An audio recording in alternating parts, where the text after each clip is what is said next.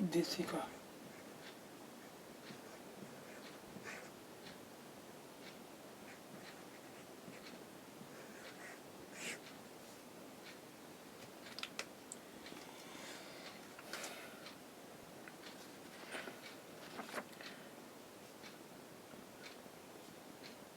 सज्जन सिंह बनाम राजस्थान। सज्जन सिंह बनाम राजस्थान राज्य के मामले में न्यायमूर्ति मधोलकर ने कहा कि उद्देशिका पर गहन विचार विमर्श की छाप है, उस पर सुस्पष्टता का ठप्पा है और उसे संविधान निर्माताओं ने विशेष महत्व दिया है। उद्देशिका संविधान की विशेषताओं का निचोड़ है, अथवा यह भी कहा जा सकता है कि संविधान उद्देशिका में निर्धारित संकल्पनाओं का परिवर्तित अथवा मूर्त रूप है।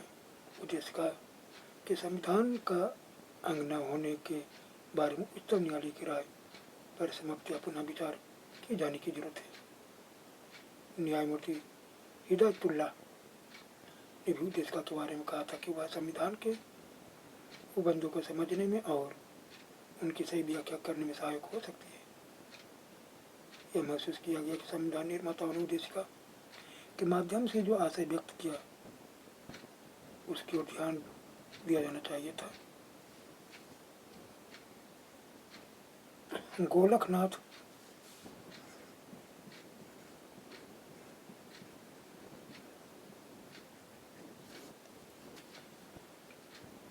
बना पंजाब राज्य।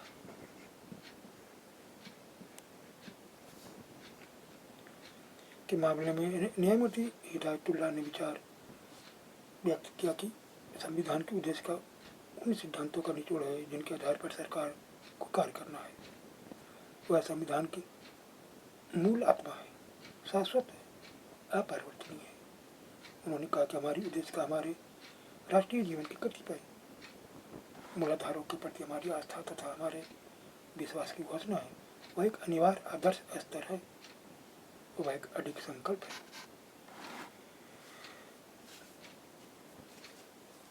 बेरुवाड़ी के मामले में ऐसा प्रतीत होता है कि उच्चतम न्यायालय ने इस तथ्य की ओर ध्यान नहीं दिया कि किसी अधिनियम की उद्देशिका पर विधानमंडलों के सदनों में बहस नहीं की जाती या मतदान नहीं होता, किंतु इसके विपरीत हमारे संविधान की उद्देशिका पर संविधान स्वयं संविधान के किसी भी अन्य भाग की तरह पूरी बात हुई थी। इसे विधिवत अधिनियमित तथा अंगीकृत किया गया था। उद्देशिका पर अंतिम मतदान करते समय संविधान सभा के अध्यक्ष ने कहा था, प्रस्ताव यह कि उद्देशिका संविधान का अंग बने, अतः यह उचित ही था कि उच्चतम न्यायालय ने बाद में अपने निर्णय में संशोधन कर दिया। केशवानंद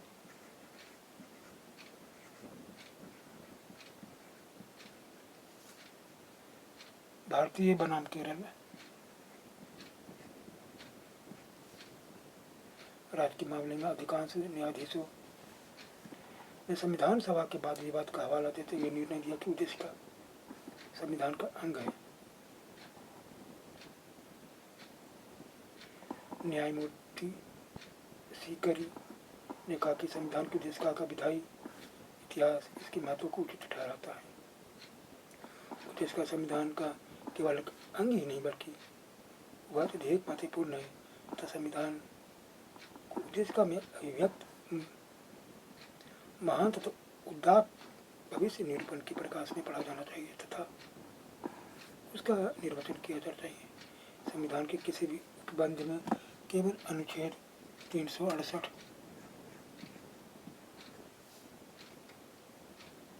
के अधीन उद्देशिका तथा संविधान की मोटी मोटी रूपरेखा के अंतर्गत रहते हुए संशोधन किया जा सकता है। वस्तुतः उच्चतम न्यायालय ने संविधान के अपरिवर्तनशील बुनियादी तत्वों का स्रोत उद्देशिका के शब्दों में खोजने का प्रयास किया और निर्णय दिया कि संविधान के उपबंधों में कोई ऐसा संशोधन नहीं किया जा सकता जिससे उसके बुनियादी स्वरूप में परिवर्तन हो जाए। हालांकि बुनियादी तत्वों की सूक्ष्म परिभाषा नहीं की गई, फिर भी उद्देशिका में वर्णित बुनियादी तत्वों का विशेष रूप से उल्लेख किया गया है। उच्चतम न्यायालय के शब्द में हमारे संविधान का प्रसाद उद्देशिका में वर्णित बुनियादी तत्वों पर खड़ा है।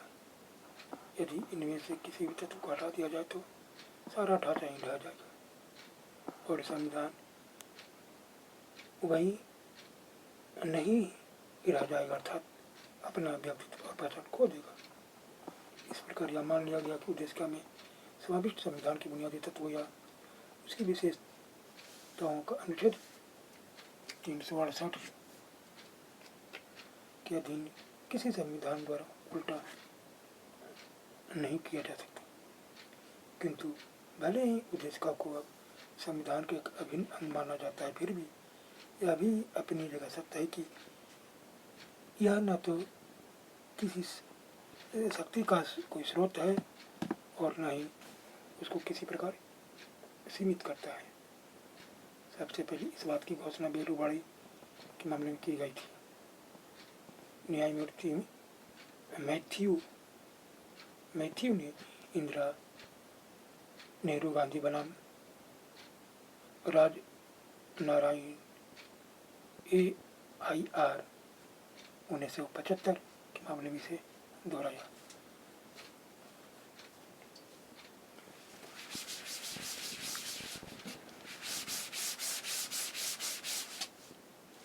आपात स्थिति के दौरान 1976 के 42वें संविधान संशोधन अधिकरण द्वारा समाजवादी तथा पंथनिरपेक्ष शब्द उद्देशिका में जोड़ दिए गए। इसके अलावा राष्ट्र की एकता शब्द के स्थान पर राष्ट्र की एकता अथवा अखंडता शब्द रख दिए गए।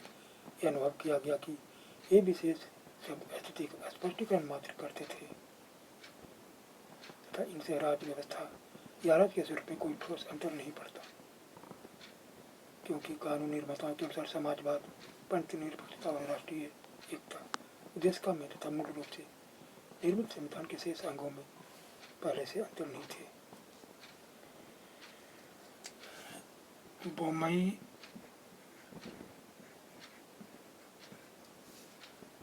मामले में उच्चतम न्यायालय के न्यायमूर्ति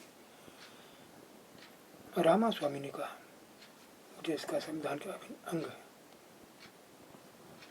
लोकतांत्रिक शासन व्यवस्था, संघात्मक ढांचा, राष्ट्र की एकता और अखंडता, पंथनिरपेक्षता, समाजवाद, सामाजिक न्याय तथा न्यायपूर्ण अवलोकन संविधान के बुनियादी तत्वों में है। 42वें संविधान संशोधन के बाद जिस रूप में उद्देशिका हमारे संविधान में विद्यमान है, उसके अनुसार संविधान निर्माता जिन सर्वोच्च मूलभूत संवैधानिक मूल्यों में विश्वास करते थे उन्हें सूचीबद्ध किया जा सकता है। वे चाहते थे कि भारत गणराज्य के जन जन के मन में इन मूल्यों के प्रति आस्था और प्रतिबद्धता जगे पनपे तथा आने वाली पीढ़ियाँ जिन्हें यह संविधान आगे चलाना होगा, इन मूल्यों से मार्गदर्शन प्राप्त कर सके। ये उदात्त मूल्य है संप्रभुता, समाजवाद, पंथनिरपेक्षता, लोकतंत्र, गणराज्य स्वरूप, न्याय, स्वतंत्रता, समानता, बंधुता, व्यक्ति की गरिमा और राष्ट्र की एकता और अखंडता।